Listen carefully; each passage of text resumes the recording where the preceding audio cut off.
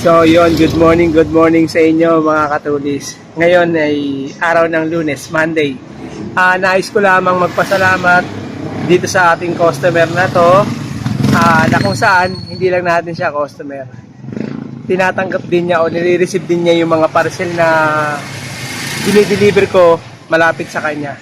So maraming salamat dito sa customer natin na to kasi kahit na hindi niya parcel, nire-receive niya at willing siyang i-receive para nang sa ganun may magre-receive ng mga parcel. Kasi yung iba dito, dahil nga puro dormitory to, pinapaiwan lang yung parcel. So yung iba hindi tumatanggap ng parcel.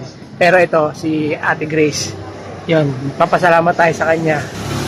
May parcel si Ate Grace, Idago, 2. Tapos, meron tayong iiwan sa kanya na parcel, 2 pirasong parcel. Ito yung kanyang tindahan. Maraming salamat sa mga ganitong klaseng customer at sa ganitong klaseng tao. Napakabait at napakabuti. Ayan. Ayan, maraming salamat sa tindahan natin to. Ayan.